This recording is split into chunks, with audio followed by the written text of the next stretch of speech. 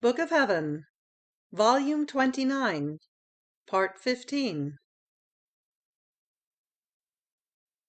October 8th, 1931. The Divine Will, depositary of all the acts of all the saints. How God and the creature hold hands. Which ones are the acts lost from the purpose of our Creator?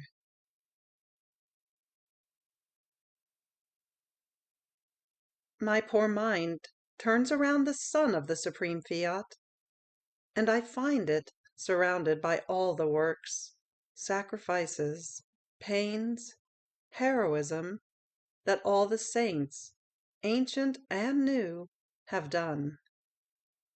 Those of the Queen of Heaven, as well as that which blessed Jesus has done for love of us.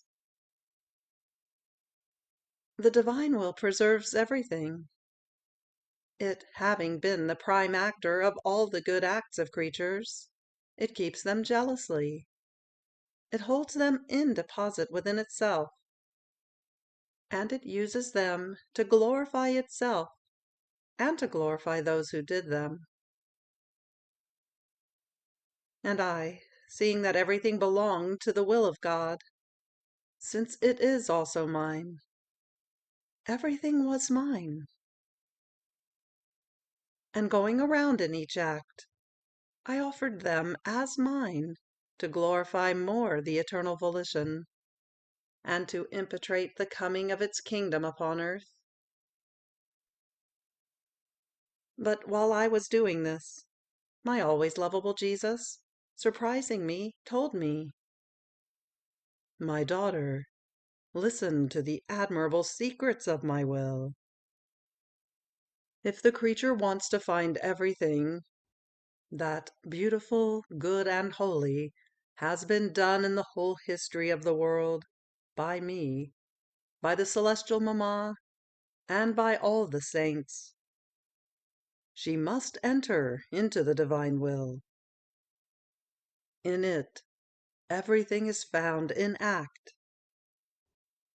As you were paying attention to each act, remembering it, offering it, the saint who had done that act, that sacrifice, felt called by the pilgrim soul, and saw his act palpitating again on earth, and therefore doubled the glory to his Creator and to himself. And you who were offering it, covered by the celestial dew of the good of that holy act, and according to the purpose, noble and high, with which it is offered, the more intense and great is the glory and the good it produces. How many riches does my will possess? There are all my acts, those of the sovereign queen, which are all in waiting to be called, remembered, offered by the creature, in order to duplicate the good for the benefit of creatures, and to give us double glory. They want to be remembered, called, in order to palpitate as new life in the midst of creatures. But because of lack of attention, there are some that die, some that struggle out of weakness, some that grow numb with cold, some that have nothing with which to satisfy their hunger. Our goods, acts, and sacrifices do not set out if they are not called, because by remembering them and offering them, creatures dispose themselves to recognize them and to receive the good which our acts contain.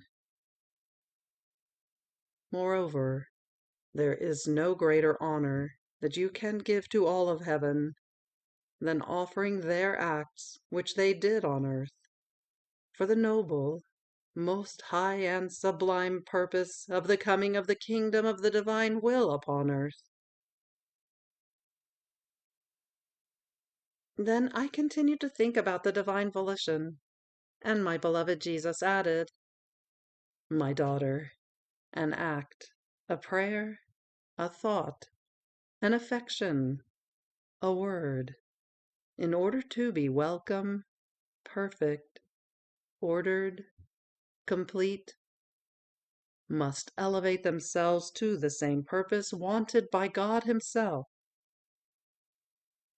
In fact, as the creature in her act elevates herself to the purpose wanted by the Supreme Being, she embraces the beginning and takes into her act the purpose with which God created her. God and the creature hold hands and want and do the same thing. By doing so, the divine order, the divine act, and the same purpose with which God wants that act to be done, enter the act of the creature. So, as the divine purpose enters, the act of its own renders itself complete, holy, perfect, and fully ordered. Whoever the author of the purpose of that act is, so does the act become. On the other hand, if the creature does not elevate herself to the purpose wanted by God in her act, she goes down from the beginning of her creation, and will not feel the life of the divine act within hers. Perhaps she will do many acts, but incomplete, imperfect, disordered. They shall be like acts that are lost from the purpose of her Creator. Therefore, the thing that pleases us the most is to see our same purpose in the act of the creature. It can be said that she continues our life upon earth, and our will operating in her acts, words, and in everything. Fiat. October 12th, 1931. Incessant breath of God. Divine life and fulfilled act of God in the creature. The facsimiles, the people, the princes, the noble court, and the royal army of the celestial kingdom. I feel the omnipotent force of the divine fiat that invests the whole of me, absorbs me, and transforms me into its light. This light is love, and it makes the life of my Creator palpitate within me. This light is Word, and it gives me the most beautiful news of the beginning of my existence, the relations, the bonds of union, the communicating virtue, the inseparability that exists still now between me and God. But who maintains all this in full force, if not the divine will? O power of the supreme fiat, prostrate in the immensity of your light, I adore you profoundly, and my little nothing, loving you, dissolves within you. But while I was thinking of this, my sweet Jesus told me, "My good daughter, only my will maintains and preserves as intact, with a continuous act, the beginning of the creation of the creature. Our Supreme Being gave the beginning and animated her life with the power of our divine breath. This breath was never to be broken. More so, since when we give and do an act, we never withdraw it. and this serves to form fulfilled works of the being that we issue to the light, while this first act of ours serves to give the beginning and form the life. The continuation serves to make of the creature a fulfilled act of ours, and as we breathe upon her, so we form in her our continuous acts, in order to complete our divine life. Our breath, as we give it, forms, sip by sip, the growth of this life of ours in the creature. Our breath, as it gives itself, forms our fulfilled act of sanctity, of beauty, of love, of goodness, and so forth. And when we have filled her so much, in a way that we have no more space in which to put of our act in the creature, because she is limited, our breath ceases and ends its life on earth.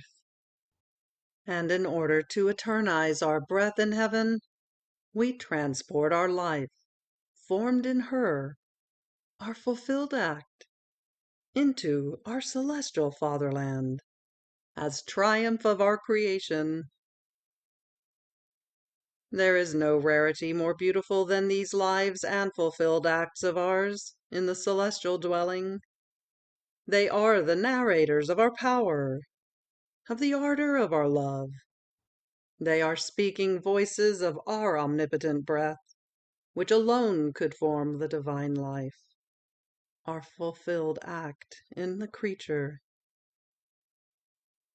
But do you know where we can form this life and this fulfilled act of ours, as much as it is possible and imaginable for a creature to receive from her Creator?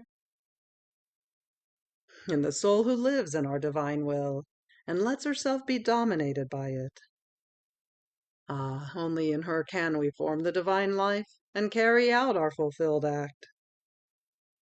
Our will disposes the creature to receive all the divine qualities and colors, and our breath, never interrupted, as most skillful brush, paints with admirable and inimitable mastery the most beautiful shades, and forms the facsimiles of our Supreme Being.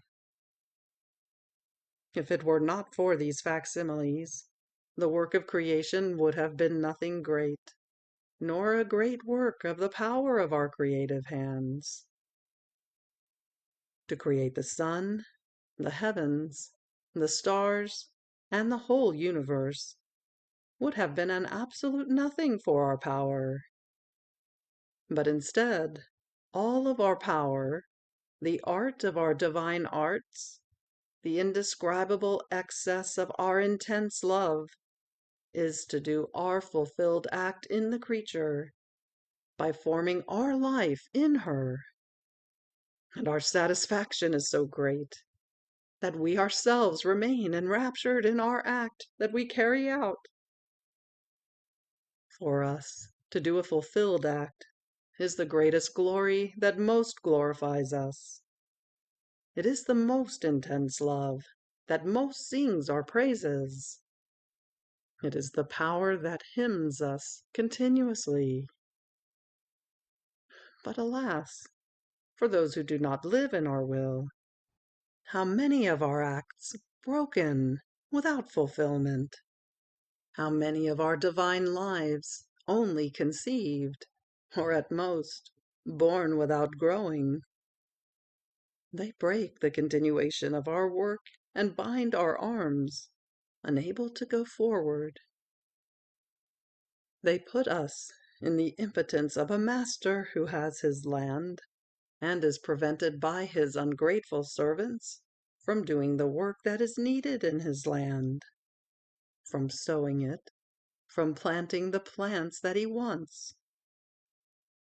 Poor master, keeping the land sterile, without the fruit that he could receive, because of his iniquitous servants.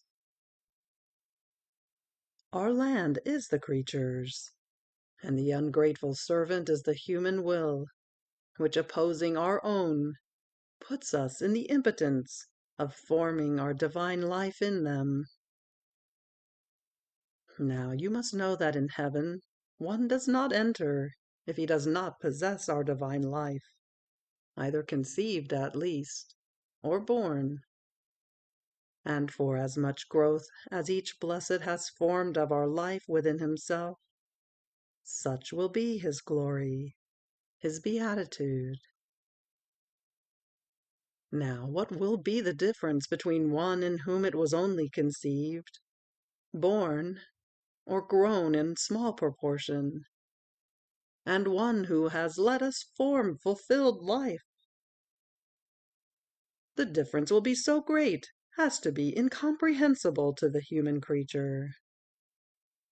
The first shall be like the people of the celestial kingdom, while our facsimiles will be princes, ministers, the noble court, the royal army of the great king.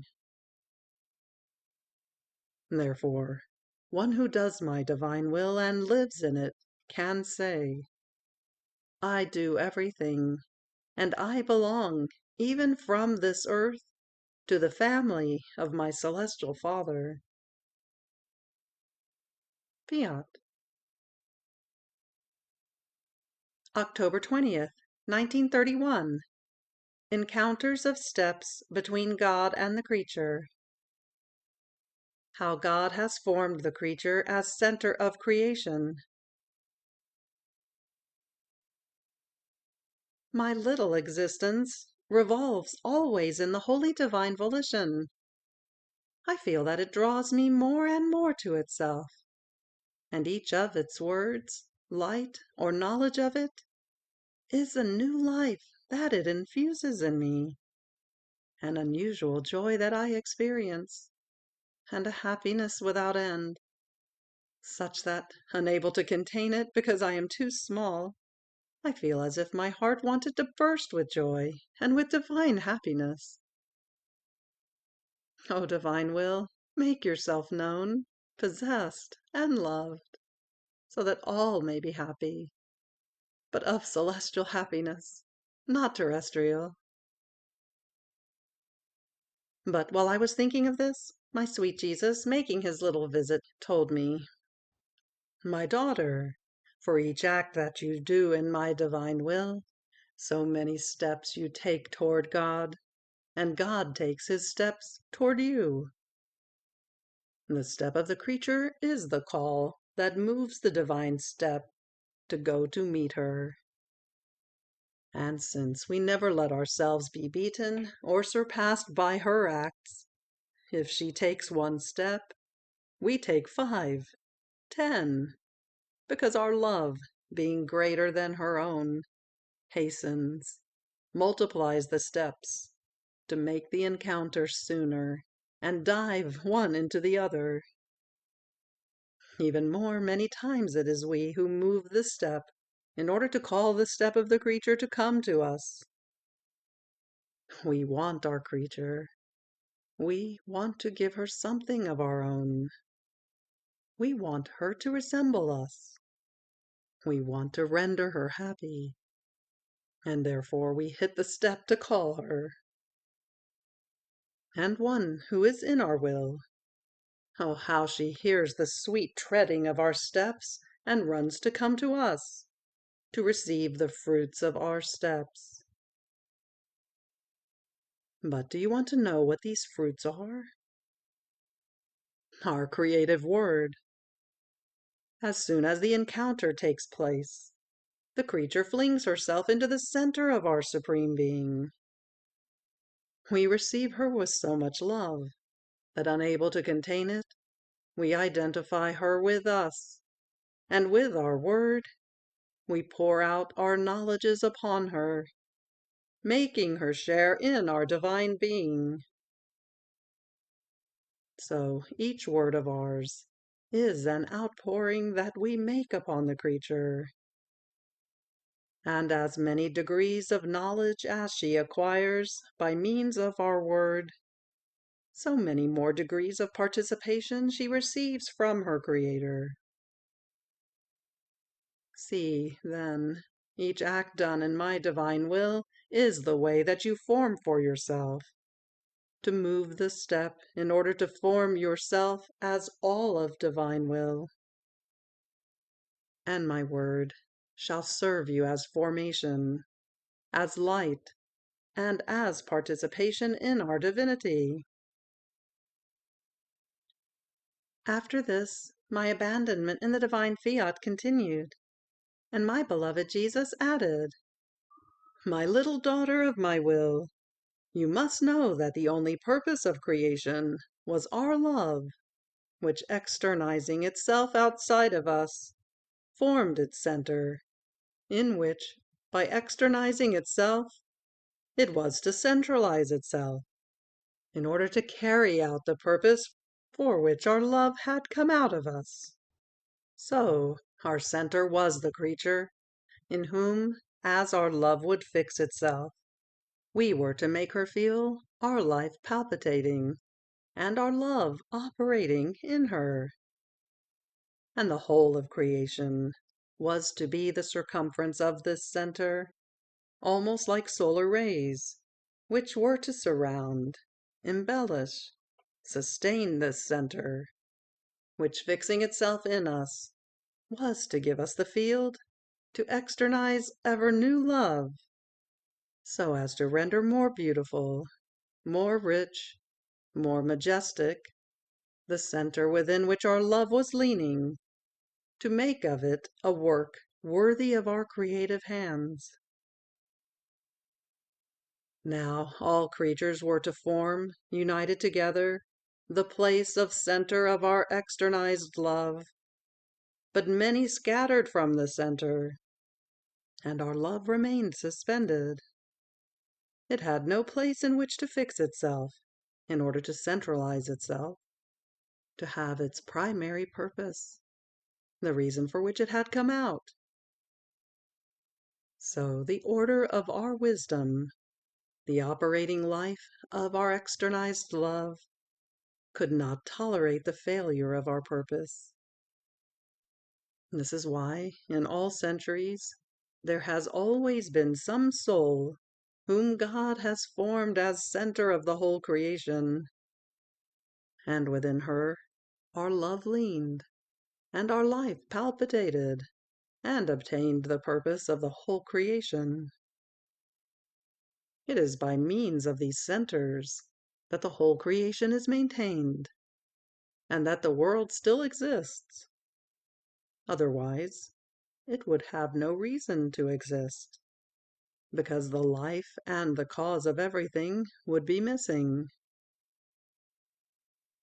Therefore, there has not been one century, nor will there be, in which we will not choose souls dear to us, more or less portentous, who will form the center of creation, in whom we will have our life palpitating and our love operating. And according to the epochs, the times, the needs, the circumstances, they have been offered for the good of all. They have given themselves to all. They have defended all. They alone have been the ones who have sustained my sacrosanct rights, and have given me the field to maintain the order of my infinite wisdom. Now you must know that these souls have been chosen by our divine being, in each century, as center of all creation, according to what we wanted, the good that we wanted to do, and what we wanted to make known, and also according to the needs of the scattered centers. And this is the reason for the diversity in their ways, in the speaking, and in the good that they have done. But the whole substance of these souls was my life palpitating, and my love externized, leaning and operating in them.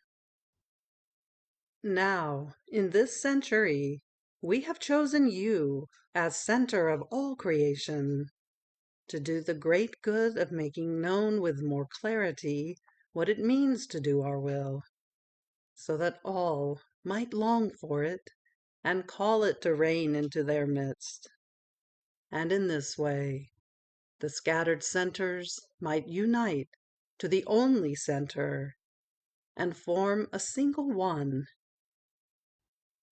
Creation is a birth come out of the power of my divine will, and it is right and necessary that all recognize who this mother is, who with so much love has delivered them and issued them to daylight, so that all of her children may live united together with the will of their mother.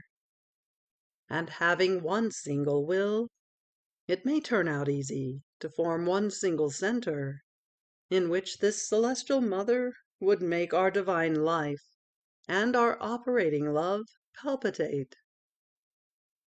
More so, since the predominant vice of this century, the idol of many, is the human will, and even in the very good that they do. And this is why one sees that from within that good come out many defects and sins. This says that the font by which it was animated was not pure, but vicious, because true good knows how to produce good fruits. And from this it can be known whether the good that is done is true or false. Therefore, there is an extreme necessity to make known my divine will, bond of union, powerful weapon of peace, beneficial reviver of the human society. Fiat. October 26th, 1931. The good acts done in the divine will change into light. Admirable effects of the abandonment in the arms of Jesus. One who lets herself be dominated by the divine will becomes a people of his kingdom. I am always in the arms of the divine will, which forms its day of light in my little soul.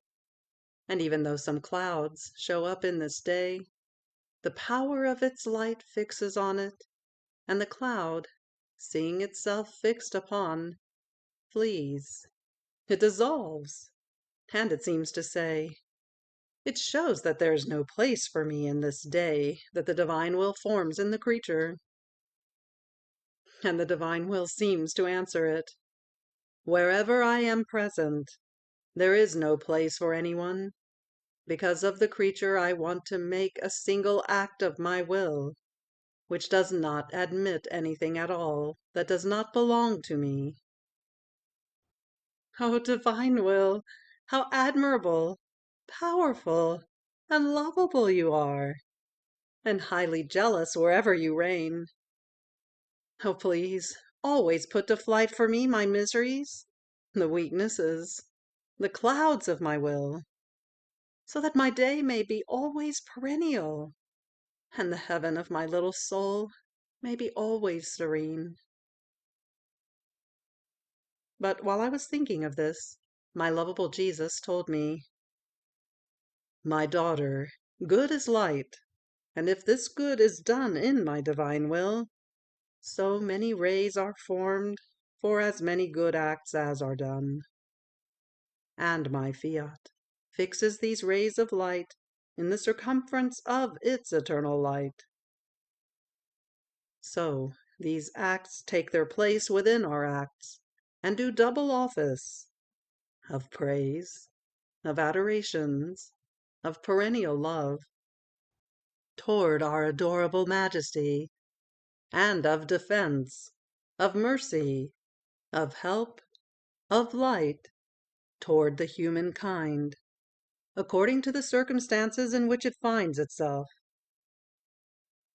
On the other hand, if the good acts are not done in my will and with its power, Though they are light, they do not have the power to extend in order to fix themselves in the circumference of our light, and they remain without supports, and like broken rays, and therefore they do not have perennial life. And since the font of the light is missing, there is the danger that, little by little, they may die down. After this, continuing my abandonment in the divine volition, I was feeling all afflicted because of the privation of my sweet Jesus. His privation is like a hammer that always pounds to exacerbate the pain more. And only then does it cease to pound, when the divine host comes out of his hiding place to make his little visit to his beloved creature. His sweet presence, his lovable trait, makes the joy rise again from the very pain, and the hammer ceases its cruel crafting. But as soon as the celestial visitor withdraws, it begins to pound again, and my poor soul feels itself all eyes, all ears. Who knows? It might see him and hear him again. And it anxiously waits and waits for the one who, having wounded me, alone has the power to heal the wound he has given me. Alas, too painful! But while I was pouring out my sorrow, my sweet Jesus came back, and embracing my poor soul, told me, "Daughter, I am here. Abandon yourself in my arms and rest in me." Your abandonment in me calls for my abandonment in you, and forms my sweet rest in your soul.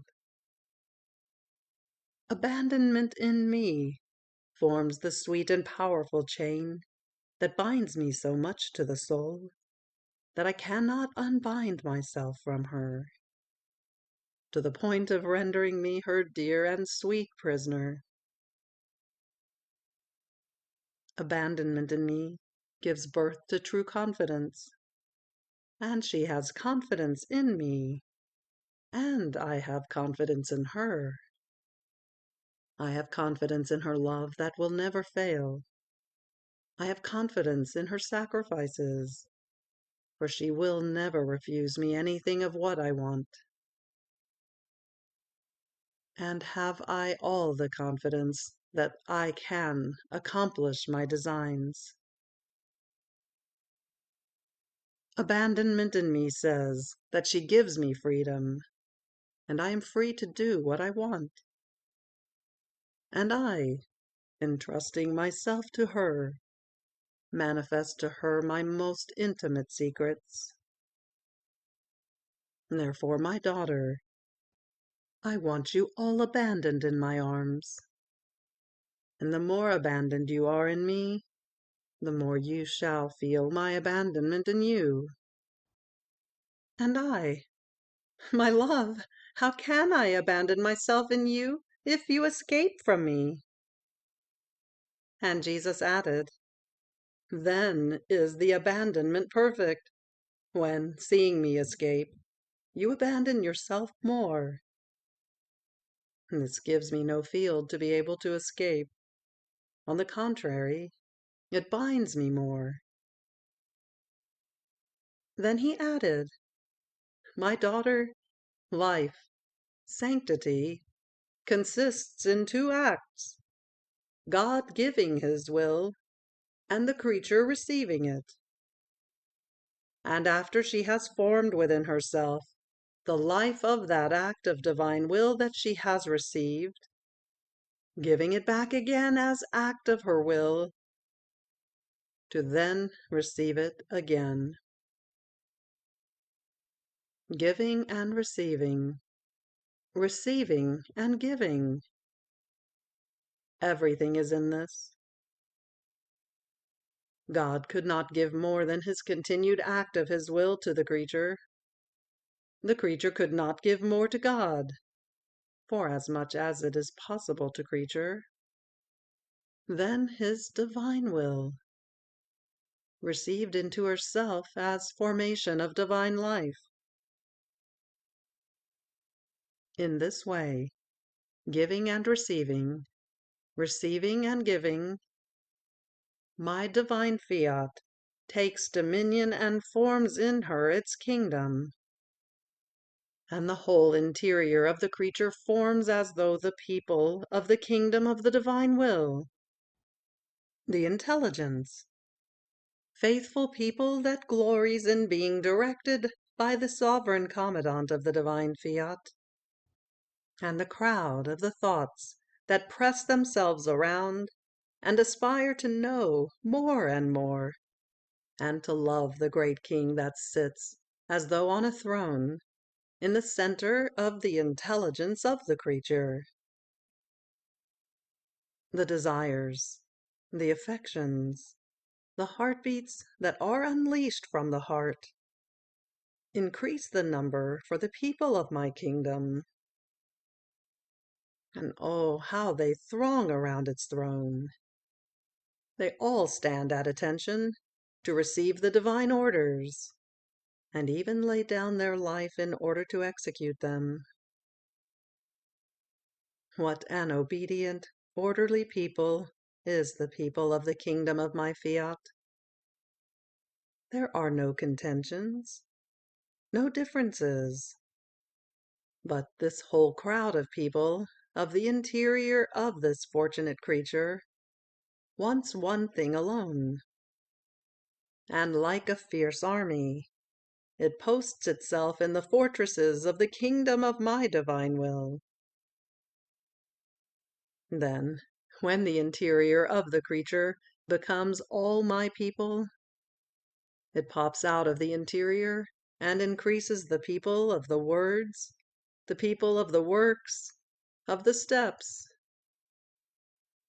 It can be said that each act formed by this celestial people contains the password, written in gold characters, Will of God. And when this crowd of people moves to exercise each its own office, they put in the front the flag with the motto, Fiat, followed by the words written with vivid light, We belong to the great King of the supreme Fiat.